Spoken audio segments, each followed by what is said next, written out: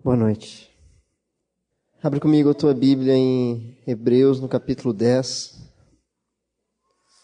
Vamos ler os versículos 11 em diante.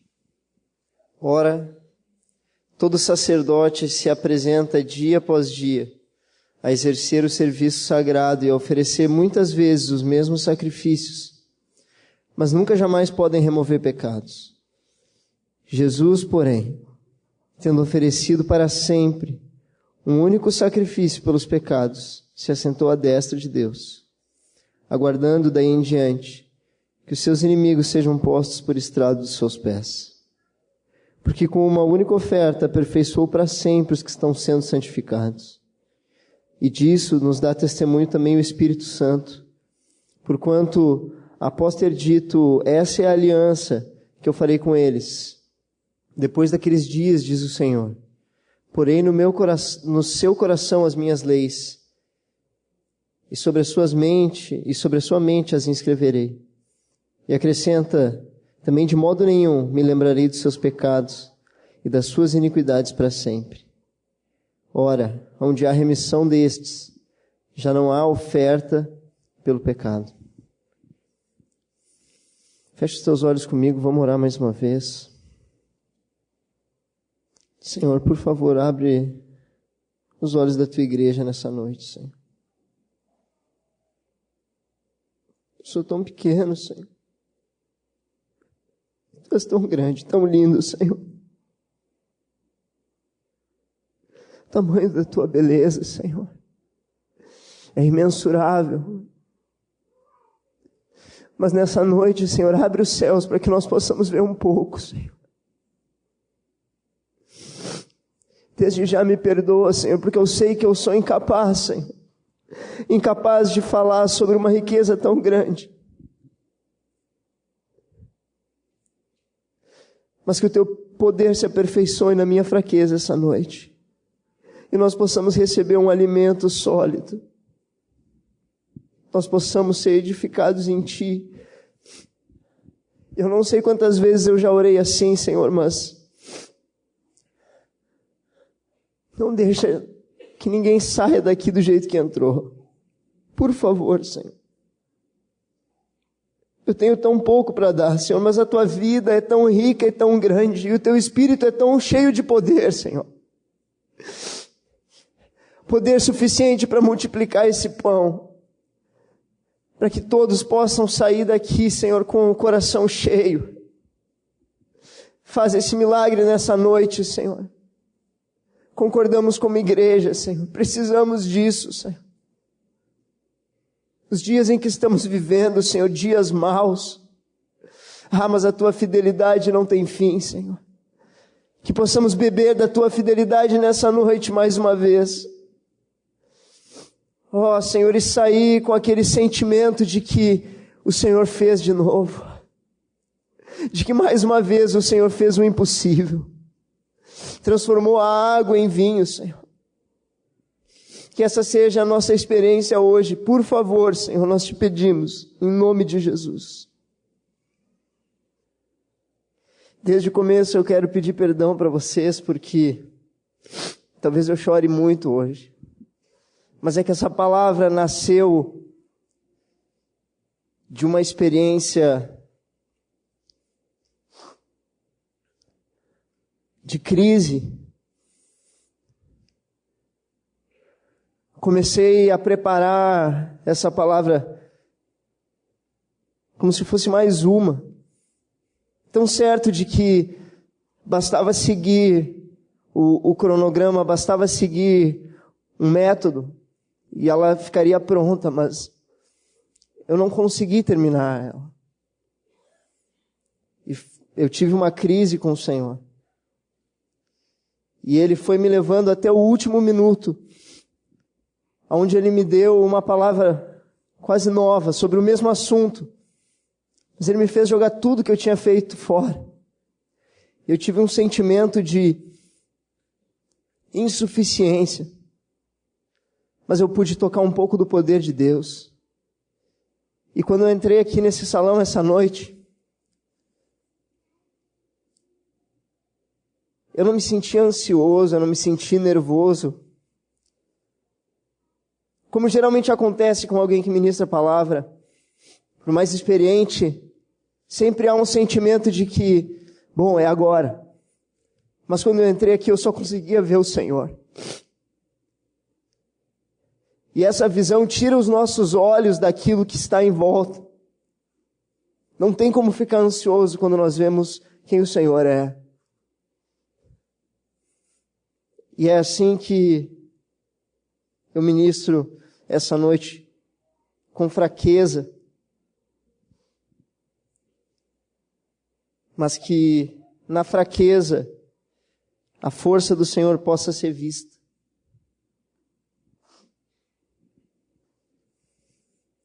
Eu quero compartilhar com vocês algo dentro daquilo que nós temos visto esse mês. Esse tem sido parte do material que temos visto nos grupos das casas. E temos meditado nesse mês sobre a grande salvação. A salvação que nós temos em Cristo. E temos aprendido que essa salvação ela é tão grande, que seria impossível um homem apenas, um indivíduo apenas, conseguir compreender completamente o que o Senhor fez por nós. E é por isso que o Senhor distribui essa revelação. A salvação não pode ser entendida só por uma pessoa, mas essa revelação vai sendo distribuída ao longo da Bíblia. E diferentes autores nos mostram a tão grande salvação que temos em Cristo, de diferentes formas. E eu quero sugerir que a salvação é apresentada em Hebreus, principalmente como o perdão dos pecados, ou a remissão dos pecados, para usar uma frase que aparece frequentemente em Hebreus. O que significa remissão? Significa perdão. Como alguém que é perdoado de uma dívida. Remissão também significa libertação.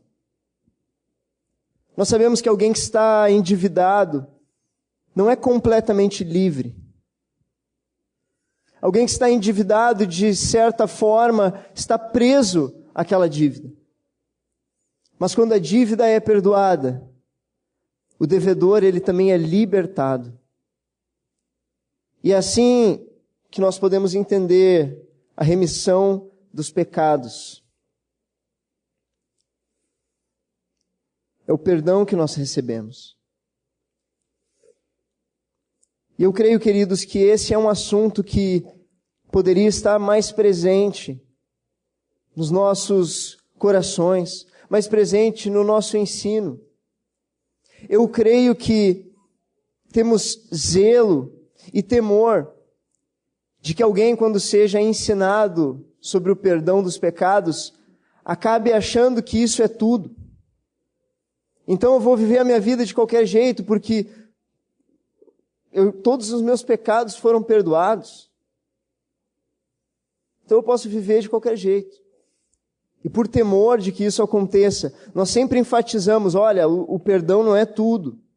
Existe algo mais. Existe uma santidade a ser buscada, existe uma vida a ser produzida, e nós enfatizamos isso. E com certeza a Bíblia inteira enfatiza isso. Mas eu quero mostrar que existe uma centralidade. Quando falamos da obra de Cristo, quando falamos da salvação, existe uma centralidade quando nós falamos do perdão, quando nós falamos da remissão. Isso fazia parte do ensino da igreja, os nossos primeiros irmãos, aquela igreja primitiva. Talvez você não tenha percebido, mas todos os discursos que aparecem de Pedro, todas as pregações de Pedro no livro de Atos, ele fala sobre a remissão dos pecados. Você não precisa abrir, mas eu quero ilustrar isso contigo. Em Atos 2:38, aquele texto famoso, logo após o Pentecostes, mas No versículo 38 ele diz: arrependei-vos e cada um de vós seja batizado em nome de Jesus para a remissão dos pecados. Atos 3:19. Aqui um discurso de Pedro no templo. Arrependei-vos e convertei-vos para que sejam cancelados os vossos pecados. A ideia aqui é a mesma. Pecados perdoados, cancelados. Capítulo 5, versículo 31. Deus, porém, com a sua destra, o exaltou príncipe e salvador, a fim de conceder a Israel o arrependimento e a remissão dos pecados. Mais adiante, Pedro ainda aparece pregando na casa de Cornélio, aquele texto que nós conhecemos bem. No capítulo 10, versículo 43, ele diz que de Cristo todos os profetas dão testemunho de que por meio do seu nome, todo aquele que nele crê recebe o quê? A remissão dos pecados. O perdão dos pecados estava presente no ensino daquela igreja. E quando em Atos existe uma transição, agora Pedro não está mais tão presente, mas Paulo começa a pregar. O primeiro discurso de Paulo, o que ele fala? Versículo 38 do capítulo 13. Tomai, pois, irmãos, conhecimento de que se vos anuncia remissão de pecados por intermédio dele. Esse é o primeiro discurso que aparece, a primeira pregação de Paulo como ministro. E o perdão dos pecados está lá. E a última, porque a última ministração de Paulo, registrada aqui em Atos, é a sua defesa, quando ele está sendo julgado, em Atos 26, versículo 18.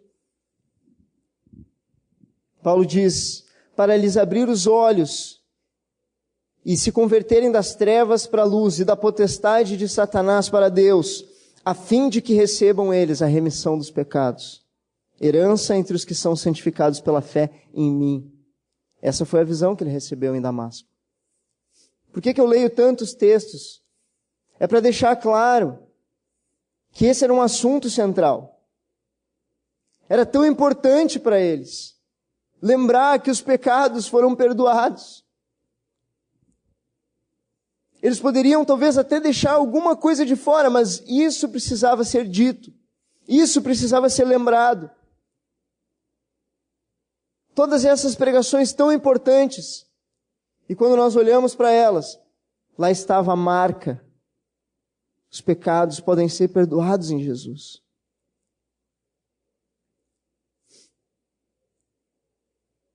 E aí nós vamos ver que isso não faz parte só do que dizia Pedro, o que dizia Paulo.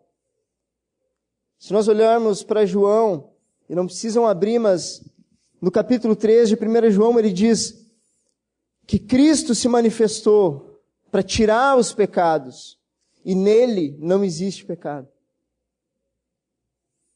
E sem dúvida isso é um eco daquilo que dizia João Batista muito tempo atrás, quando viu Jesus passando por Belém. Ele disse: esse é o Cordeiro de Deus, que tira o pecado do mundo. Eles não podiam deixar isso de fora. Eles não podiam deixar de falar: Jesus perdoa os nossos pecados. E aqui em Hebreus nós vamos ver essa realidade de forma muito clara. Porque essa expressão, remissão dos pecados, ela aparece muito, e ela é uma ênfase aqui de Hebreus. Mas vamos começar o nosso meditar aqui nesse texto que lemos. Versículo 11 diz assim: todo sacerdote se apresenta dia após dia a exercer serviço sagrado e a oferecer muitas vezes os mesmos sacrifícios que nunca, jamais podem remover pecados. Aqui o escritor de Hebreus, ele aponta para o Antigo Testamento Ele está apontando um problema. Olha, aquele modelo anterior, ele não era suficiente para a nossa necessidade.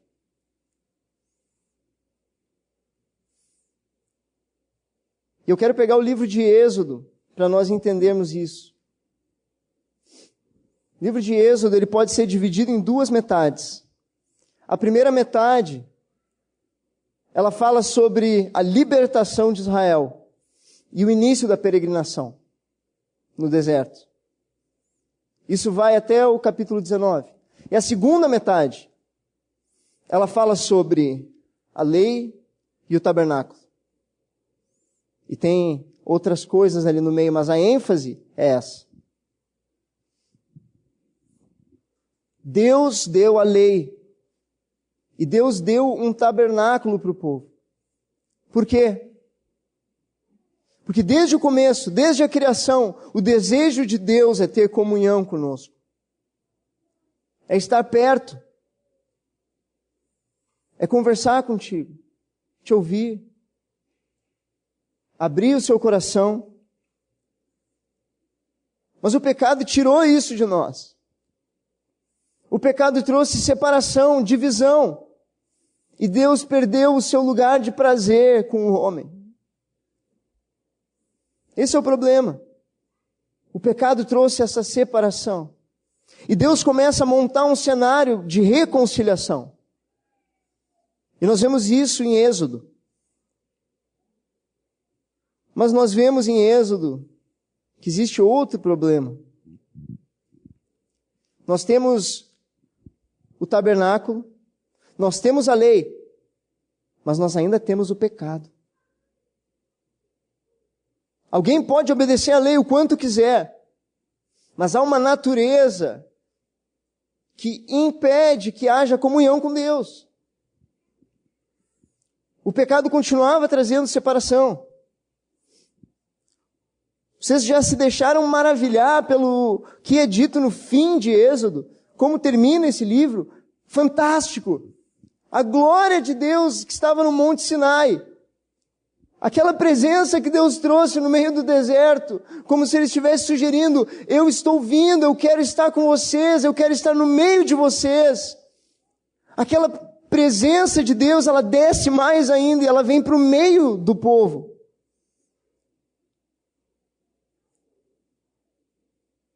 Mas a separação ainda estava lá.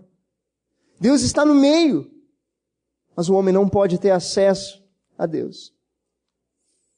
E é por isso que nós temos Levítico.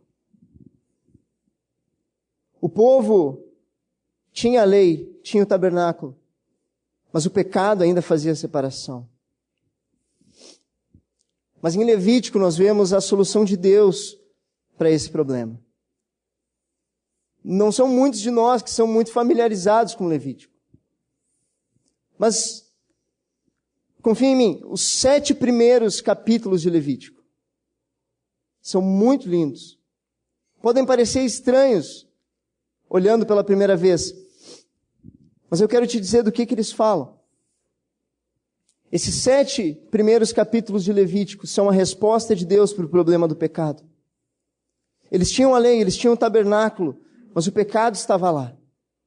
Então Deus vai apresentar nesses 7 primeiros capítulos 5 sacrifícios, 5 tipos de ofertas. E Ele diz, vocês façam essas ofertas e vocês podem entrar na minha presença. Hebreus vai dizer que sem sangue não há remissão, que sem sangue não há perdão. Alguém precisa morrer. O pecado causa uma divisão com Deus, que é num nível tão profundo, que ela só pode ser corrigida pela morte. Então Deus apresenta um sistema de sacrifícios. E é muito, muito, muito lindo, porque esses sacrifícios, eles estão dispostos um depois do outro. Os 3 primeiros, eles são sacrifícios de aroma agradável. Ou seja, são sacrifícios que falam que Deus quer ter prazer com os homens. Deus quer se agradar com os homens. Por isso os homens podem agora oferecer um sacrifício que tem um aroma agradável a Deus. E Deus pode se agradar mais uma vez com aqueles homens. Então esses são os 3 primeiros. Depois tem um sacrifício pelo pecado. E o 5º é um sacrifício pela culpa. E os irmãos que estudam Levítico, eles vão dizer uma coisa. Os sacrifícios aqui, eles estão invertidos. Porque começa falando de comunhão, de relacionamento. E depois ele trata do pecado. E nós sabemos que é o contrário. Primeiro, o pecado precisa ser tratado. A culpa precisa ser removida e depois nós podemos ter comunhão. Depois nós podemos apresentar a nossa própria vida como um sacrifício agradável a Deus. Por que está invertido? Porque esses sacrifícios são apresentados do ponto de vista de Deus. E o que é mais importante para Deus? É comunhão. O que Deus mais quer, a prioridade dele. Por isso que ele fez todo aquele cenário e montou todo aquele tabernáculo junto com Moisés. E deu a lei. E agora apresentou as ofertas. Porque o coração de Deus queria ter comunhão com o homem. Então é da perspectiva de Deus a ordem dessas ofertas. Mas se nós quisermos saber qual é o nosso caminho, a ordem é inversa. Primeiro, existe uma culpa sobre nós. Essa culpa precisa ser perdoada. Precisamos ser libertos da culpa. Precisamos ser libertos do domínio do pecado. E depois nós podemos entrar nesse lugar, que é um lugar de comunhão, um lugar onde Deus se agrada conosco. Um lugar de filhos, um lugar de prazer com Deus. Isso é Levítico. Deus montou um cenário para que o homem pudesse entrar na sua presença. Sabe, Levítico nem se chama Levítico. No original, os rabinos judeus, eles chamam os livros do Pentateuco pelas primeiras palavras que aparecem no texto. E o nome de Levítico é Deus chamou. Que são as primeiras palavras de Levítico. Deus chamou a Moisés da tenda da congregação. Só fala que Deus te chama até hoje, porque Ele quer que tu entre nesse lugar. Esse livro é tão atual, que fala de uma necessidade atual. E ainda hoje, esse chamado de Deus ecoa. Deus nos chama para entrar. Nos chama para viver nesse lugar. Mas ainda nesse lugar havia um problema. Para falar a verdade, haviam 2 problemas. E é isso que Hebreus vai nos falar. A oferta tinha problema. E o sacerdote tinha problema. A oferta, ela era limitada. E é isso que nós vamos ver aqui no texto que nós lemos em Hebreus. Vocês ainda devem estar abertos ali, mas o sacerdote se apresenta dia após dia, exercendo um serviço sagrado e oferecendo muitas vezes os mesmos sacrifícios que nunca, jamais podem remover os pecados. Nunca, jamais. É uma ênfase dupla aqui. É impossível, vai dizer alguns versículos para cima, que eles removam pecados. Então as ofertas eram limitadas. Esse é o primeiro problema. E aqui eu já ouvi muitas explicações de por que essas ofertas eram limitadas. Eu já ouvi dizer que elas cobriam o pecado, mas não perdoavam o pecado. Como se Deus jogasse o pecado para baixo do tapete. Mas nós sabemos que não é assim que Deus faz. Deus não passa a mão por cima de nada, por cima de ninguém. E se vocês lerem em Levítico, 4 vezes está dito que aquelas ofertas, quando Deus recebia, Ele perdoava sim os pecados. Mas qual é o problema então?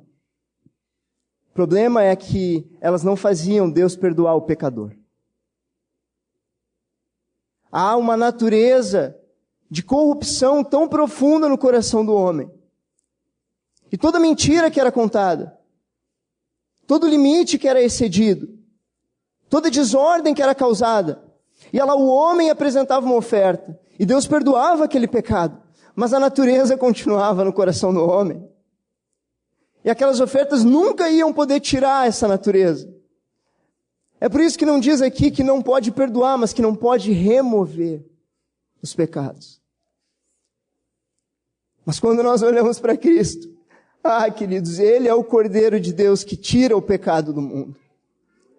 Ele é a oferta que faz aquilo que os sacrifícios não podiam fazer. Ele veio para tirar os pecados, e nele não há pecado.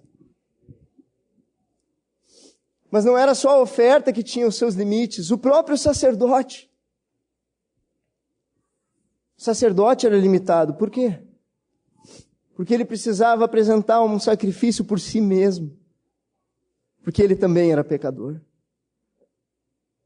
Antes de entrar no Santo dos Santos, ele tinha que sacrificar para si mesmo, pelos seus próprios pecados. Isso significa, queridos, que ele não poderia ficar lá dentro. Se você cometesse um pecado no meio da noite,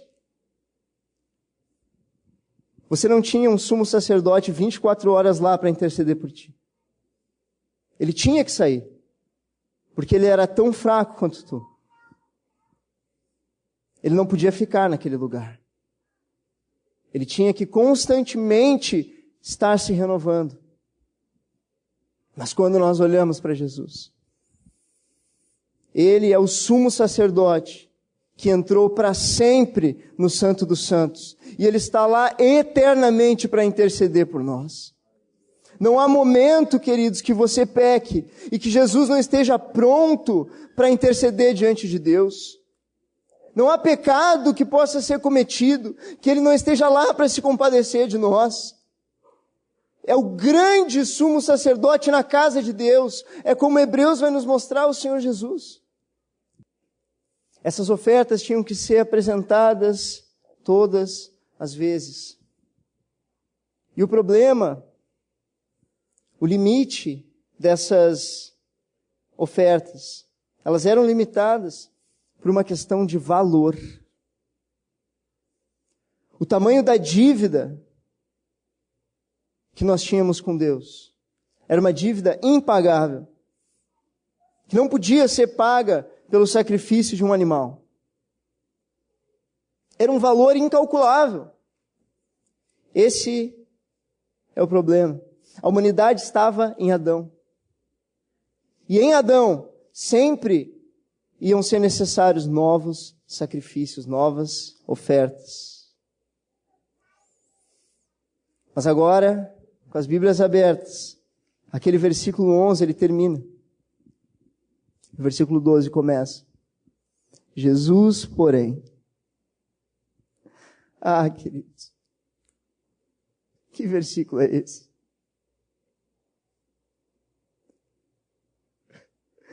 Jesus, porém. Jesus é a alternativa de Deus para resolver o problema para sempre. Jesus é a resposta de Deus para uma humanidade em Adão, incapaz de ser reconciliada, mas Jesus é a resposta de Deus. Jesus, porém, tendo oferecido para sempre um único sacrifício pelos pecados. Como é que pode um só sacrifício pelos pecados? Por todos os pecados. Jesus era um homem bom, talvez um homem perfeito, alguém pode dizer por aí afora. Ele era um bom mestre, talvez. Mas pagar por todos os pecados? Talvez pague pelos seus próprios, ou de outra pessoa, mas todos. Como é que pode Jesus pagar pela dívida do mundo inteiro? E aí nós lembramos que o problema das ofertas é um problema de valor, elas nunca teriam um valor necessário.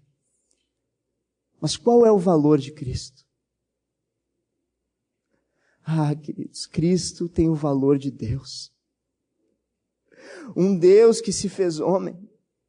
E como homem, ele viveu uma vida perfeita.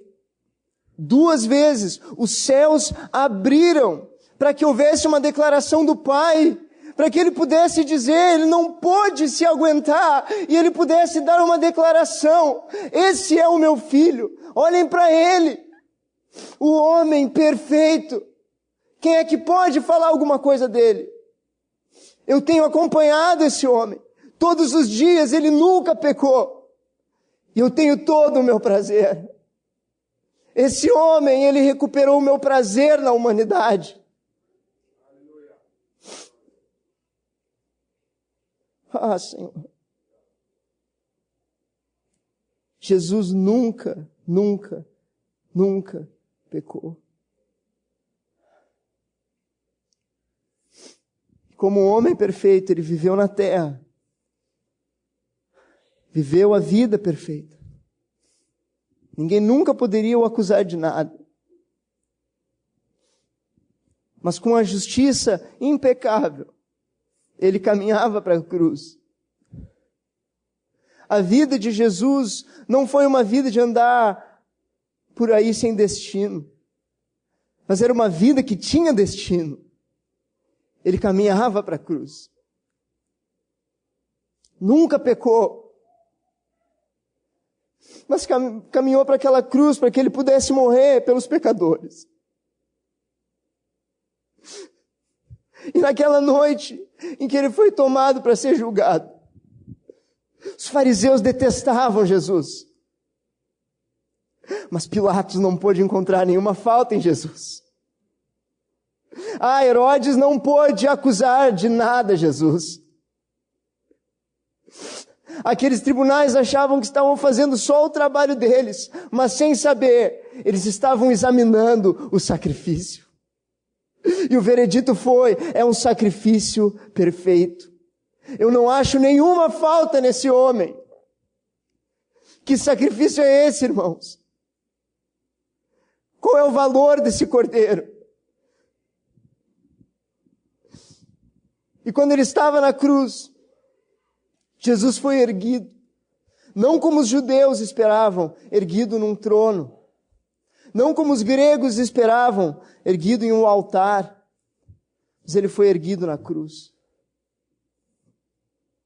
E quando estava lá, as suas mãos furadas, o seu lado ferido, e aquele sangue verte, Deus viu naquele sangue um sacrifício precioso. Um sacrifício cheio de valor, totalmente agradável a Deus, poderoso para perdoar os pecados do mundo inteiro. Se alguém te perguntar como é que pode Jesus perdoar os pecados do mundo inteiro, diga: Jesus é mais valioso que o mundo inteiro. Ele vale mais do que todos os homens, e a sua morte é capaz de perdoar o pecado de todos os homens. Esses são os olhos de Deus quando Jesus é pendurado naquela cruz para morrer a nossa morte.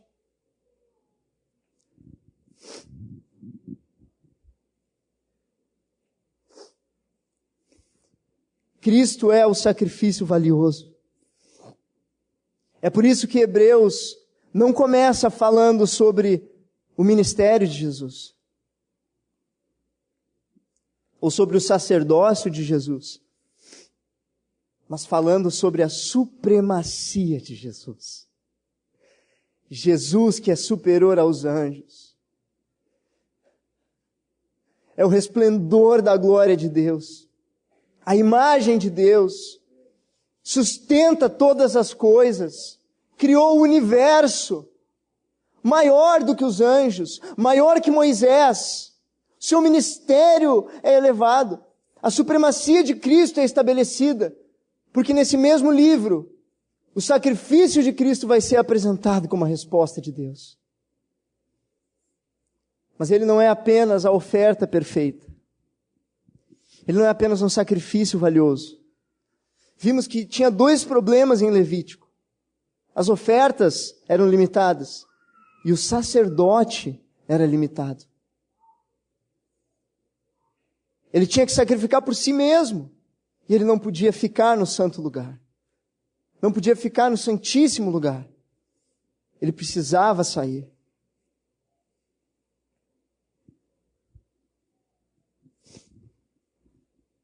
Mas aqui no versículo 12, Jesus, porém, tendo oferecido. Quando Jesus estava naquela cruz, e ele declara, está consumado. Ali Jesus é o Cordeiro de Deus, que tira o pecado do mundo. Uma ovelha muda perante os seus tosqueadores. Mas quando nós chegamos nesse versículo, ele oferece diante de Deus o sacrifício. Aqui ele não é mais apenas um cordeiro. Ele é o Rei da glória, que passou pelos portais eternos, se apresentou diante de Deus, como sumo sacerdote eterno, celestial, mas não sem sangue. Ele leva o seu próprio sangue, ele leva a sua própria oferta e apresenta diante do Pai. Esse é o nosso sumo sacerdote. É disso que nós precisávamos. Nos convinha um sacerdote assim, que pudesse habitar para sempre na presença de Deus. E aí nós vemos que quando ele apresenta esse único sacrifício, ele se assenta à destra de Deus, para ficar para sempre naquele lugar. Ele não precisa sair. Quando você pecar na calada da noite, lembre, existe um sacerdote sentado do lado de Deus, um sacrifício eterno. E agora eu entendo por que a igreja do começo não podia deixar de falar sobre isso. Isso não é pequeno. E eu vejo mais uma coisa nesse versículo, que quando Jesus se assenta com o Pai, essa é uma cena de reencontro. Vocês se lembram? Em João 17, Jesus fez uma oração que dizia assim, Pai, restitui a glória que eu tinha contigo, antes que houvesse mundo. É como se Jesus dissesse, eu estou com saudade, Pai. Eu vou ter que beber um cálice muito difícil. Eu quero estar contigo. Restitui essa glória, restitui o meu lugar. Mas Jesus foi até o fim. E quando ele vai até o fim e morre e ressuscita, essa oração é respondida. E ele é restituído na sua glória. E se assenta do lado do Pai. Há um reencontro ali. Um reencontro eterno. Quem é que pode entender isso? A eternidade foi fendida no meio, para que Cristo pudesse vir e ser o sacrifício que nós precisávamos. E agora a eternidade é religada. E Cristo se assenta ao lado do Pai, para estar para sempre no santo lugar.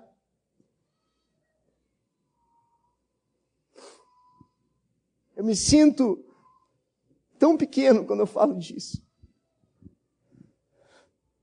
Quem é que não se sentiria? Mas é nesse momento de reencontro, é nesse momento que acontece uma conversa celestial entre o Pai e o Filho. Diz que ele se assentou à destra de Deus, aguardando daí em diante até que os seus inimigos sejam postos por estrado dos seus pés. Jesus não aguarda para vencer. Jesus venceu. Na cruz, despojou principados e potestades. A sua vitória foi selada na cruz. Ele venceu na cruz. Ele não aguarda para vencer, mas ele aguarda para que os efeitos da sua vitória se completem.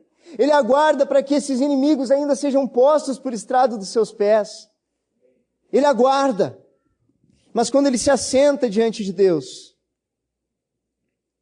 passamos para o versículo 14, que diz que com uma única oferta Ele aperfeiçoou para sempre os que estão sendo santificados. E disso nos dá testemunho também o Espírito Santo, porquanto após ter dito: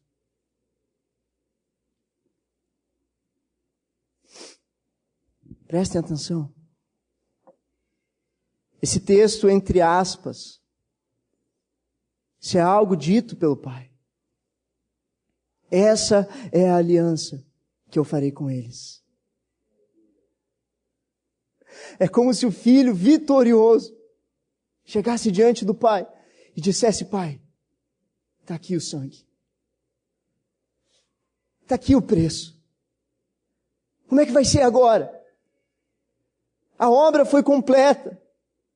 Os pecados foram perdoados. O que vai acontecer? E o Pai revelasse o seu coração e dissesse: tá bom. Então essa é a aliança que eu vou fazer com eles. Eu vou colocar no coração deles as minhas leis. E na mente deles eu vou inscrever as minhas leis. Eu vou conquistar eles por dentro. Aquilo que a lei em tábuas de pedra nunca pôde fazer, eu vou fazer. Vou mandar o Espírito especialmente para essa missão. E vai ser derramado daqui a pouquinho. A lei vai ser inscrita lá dentro. Eles vão amar fazer a minha vontade.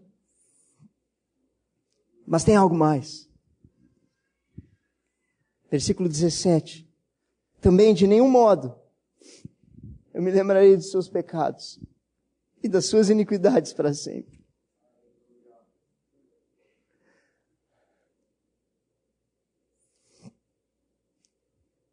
O que é remissão de pecados? Isso é remissão de pecados. Quando a obra foi completa, o Pai fez um compromisso.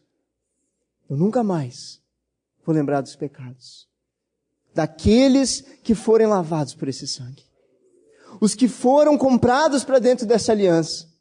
Aqueles que estão em Cristo. Esses, seus pecados, vão ser esquecidos. Porque onde há remissão destes, onde há remissão, onde há perdão de pecados, já não resta oferta pelos pecados. Essa é a aliança que Deus tem contigo. E eu quero ser como aqueles homens que falavam do perdão, que pregavam sobre o perdão. Porque eu vejo pessoas que são esmagadas pela culpa e pela acusação.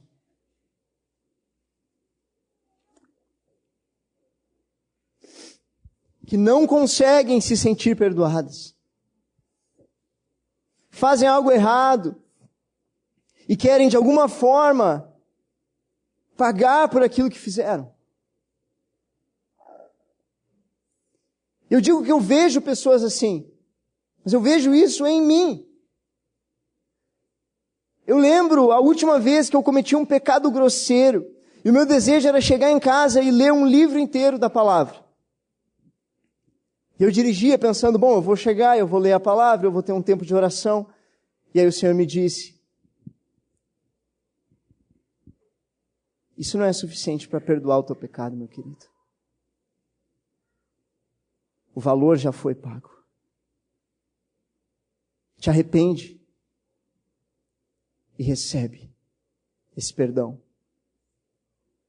Tantas vezes nós fazemos tantas coisas porque nós queremos compensar pelo que nós fizemos no passado. E nunca conseguimos nos sentir em paz. Mas, queridos, eu quero te dizer que se tu pecou vindo para cá, se tu pecou sentado aí no teu lugar, onde houve arrependimento, Deus não se lembra mais. Nós podemos nos lembrar, mas Deus não se lembra.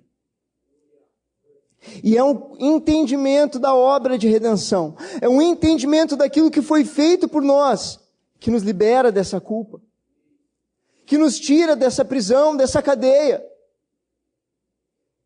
Devemos ser um povo livre. Um povo que anda sem cadeias nos pensamentos. Um povo perdoado, redimido, resgatado. Mas o diabo não quer que isso aconteça. Ele é o acusador. O papel dele é fazer com que tu te sinta culpado. O papel dele é fazer com que tu te sinta inútil. Que tu te sinta desprezado. Mas nessa noite eu tenho convicção de que Deus quer restaurar uma visão do sacrifício de Cristo na tua mente. Para que por meio dessa visão, por meio dessa revelação, cadeias se rompam no teu coração. Cadeias se rompam na tua mente. Sabe por quê, meu querido? Sabe por quê? Onde é que tu acha que a vida cristã deve ser vivida? Ela deve ser vivida no santo lugar. A vida cristã precisa ser vivida na presença de Deus. E é por isso que quando esse texto termina, e essa aliança se completa, e essa conversa entre o pai e o filho chega ao fim, aí o escritor de Hebreus toma de volta a palavra. E ele diz: tendo, pois, irmãos, intrepidez para entrar no Santo dos Santos, pelo sangue de Jesus, pelo novo e vivo caminho que Ele nos consagrou pelo véu, isso é, pela sua própria carne, e tendo grande sumo sacerdote sobre a casa de Deus, aproximemo-nos. O desejo do Pai, de que nós habitemos perto, aquele chamado do Pai que não pôde ser atendido desde Levítico, agora é o teu direito. É a tua propriedade.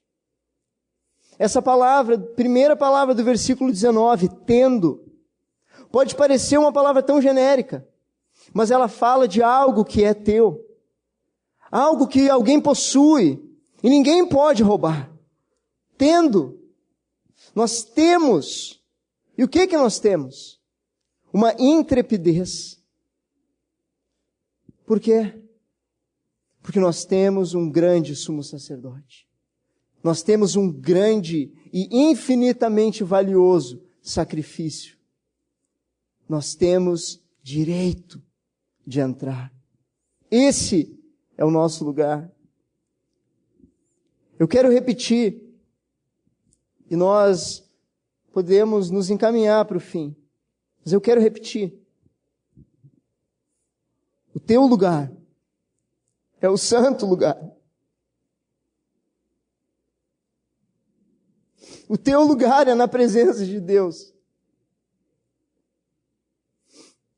E o pecado não pode te tirar do teu lugar. O diabo não pode te tirar do teu lugar. O lugar é teu. Mas existe uma parte que nos compete, que é entrar. E nessa noite, eu quero te fazer esse convite. Entra nesse lugar. Entra nesse lugar. Porque esse é o teu lugar. A presença de Deus, a comunhão com o Pai. Esse lugar, ele é um lugar para ser vivido constantemente. Na tua casa, no teu trabalho, aqui na igreja. E ninguém pode te tirar de lá. Porque um preço foi pago. Uma obra foi feita. E hoje, à destra de Deus, nós temos um grande sumo sacerdote. Essa é a remissão dos pecados. Esse é o perdão que nós temos em Cristo. Que como foi na igreja primitiva, isso possa ser uma marca da nossa vida. Que como foi para aqueles irmãos, isso possa ficar gravado na nossa mente. Que como foi comigo, tudo perca o brilho, mas que essa seja uma imagem viva no teu coração, viva diante dos teus olhos.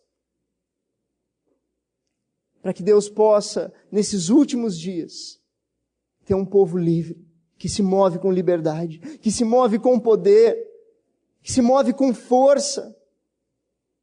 Porque a comunhão agrada a Deus e a alegria do Senhor é a nossa força. Paizinho, obrigado pelo perdão, Senhor. Tantas vezes eu não me perdoo a mim mesmo, Senhor. Mas Tu nos perdoas. E nós entramos no Teu perdão nessa noite.